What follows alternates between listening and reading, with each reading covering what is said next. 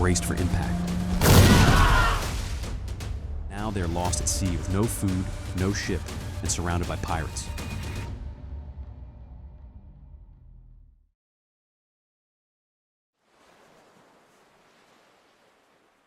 Lost somewhere unknown, deep within the Gulf of Thailand, at least 300 kilometers from any shore, the broken refugee boat sank, only the tips still visible above the waves. The floating refugees around it helplessly watch their food, clothes, and hopes for a new life drift away into the dark water. Now, surrounded by sharks, pirates, and miles of cold, open sea, they waited for the ocean to claim them.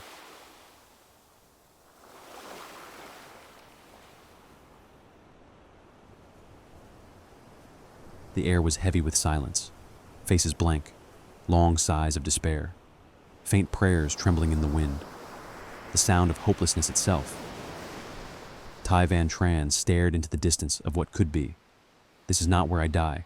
He refused to surrender. Someone murmured, "But there's nothing left to do." "Then we find something to do. That's how we live." The smuggler refugee, who was also the steerer, looked at the tilted wreck and theorized that maybe the motor was dragging it down. Tai agreed. Could be a first step. So the smuggler refugee, a strong swimmer, dove beneath the boat. 2 minutes passed. His head popped up, gasping, choking on salt water. "I can't, it's jammed." Despair returned. Faces dropped, silent. They huddled together, trying to steal warmth from one another as the ocean tried to steal it away. The sound of teeth chattering. Then, the smuggler lifted his head and saw his wife and children clinging together. He couldn't let them down. He had promised them a better life. He took one big, long, desperate breath and dove again. This time, silence. Only the waves.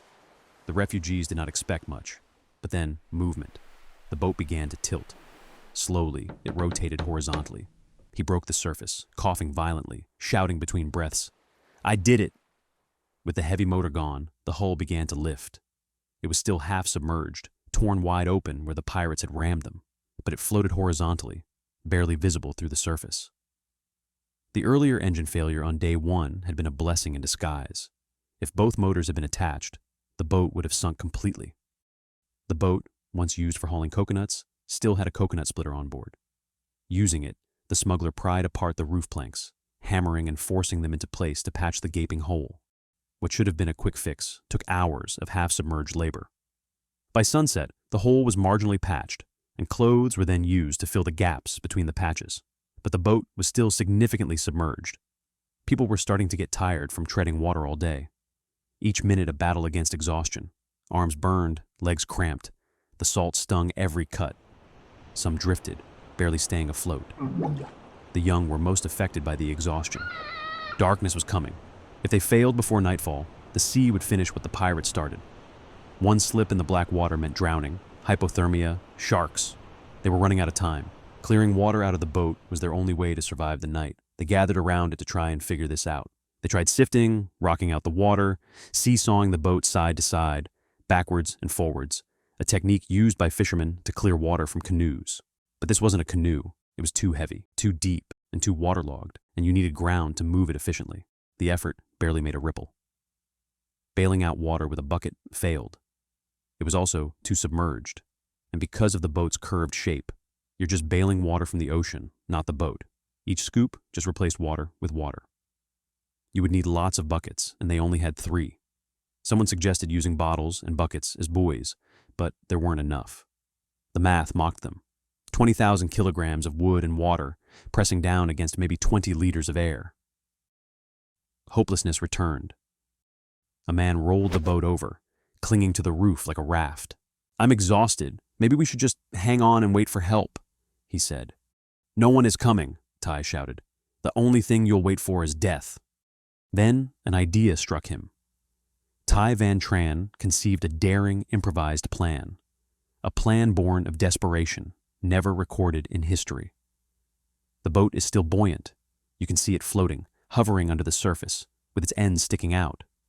The weight of the water on top is keeping it down. So, we need to bucket the water out. But every time we do that, the sea comes in from the curved gaps of the boat and refills it. So we need to stop the sea from coming in from the sides. We lined survivors along both sides, forming a water barricade by repeatedly scooping water outward from the boat with their hands, slowing water coming in the boat from both the curved sides of the hull, sealing it off, while one bailed water out from the center with a bucket. It doesn't seal it off completely, just slows it down. We just need the rate of water out from the bucket to be more than the rate of the sea coming in by clawing it out. A tug of war against the sea itself. If we are stronger than the sea, we will reduce the water on the boat, and from the natural buoyancy, it will rise. That could actually work, someone replied. Exhausted, starving, nothing to lose, they obeyed. A female volunteered to bucket from the center, and as she started bailing, dozens of arms started moving, scooping, bucketing, a human wall clawing at the sea away as if dragging life itself back into the hull. Ty joined them, hands mangled from the pirate fight, scooping water. Each motion sent fire through his fractured fingers, but he didn't stop. Every handful of water was a rebellion against death.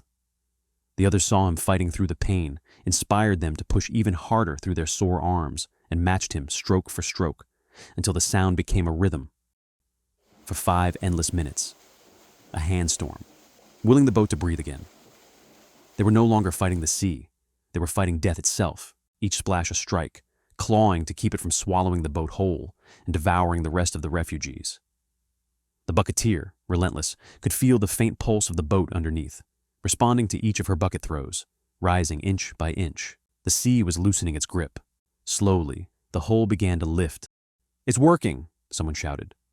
The sight renewed them. As the boat rose, hope rose with it. The sound became rhythmic, the pulse of water against wood. Each scoop was a heartbeat, pumping life back into the dying boat.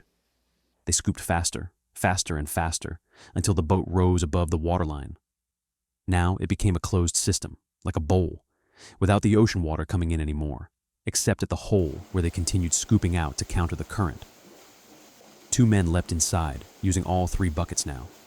Slowly the last water from inside drained away. The boat completely rose. Finally, it was alive.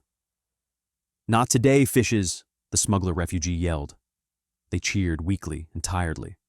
They knew this victory was only temporary, but it was something. Through everyone's sheer grit, the smuggler's strength and Ty's ingenuity, they utterly defied the odds of the ocean and survived the impossible. The sea had spared them, for now. A mother called for her son's name again and again across the waves, her voice breaking. A head count confirmed 1 missing. A teenage boy lost to the chaos of battle. Some accounts mentioned seeing him get hit during the ramming. Others accounts mentioned seeing him jump into the sea, a strong swimmer who might have fled too far from the fight. Regardless, he is nowhere to be found. The mother crying and breaking down, wondering if this journey was worth it all. They all finally climbed aboard and sat, legs shaking from hours of treading water. But rest never came, only the ghost of drowning that still clung to their skin. They sat along one side to tilt the damaged edge above the waterline. This only reduced water going in, so they had to constantly bail water out with buckets. They disposed of anything else to keep the boat light. They used an oar and broken planks as improvised paddles. With no food, no light, no landmarks, no idea where they are, and only willpower, they turned their improvised, left-tilting damaged vessel toward south and paddled with the sunset disappearing over the horizon into one of their darkest voyages to come.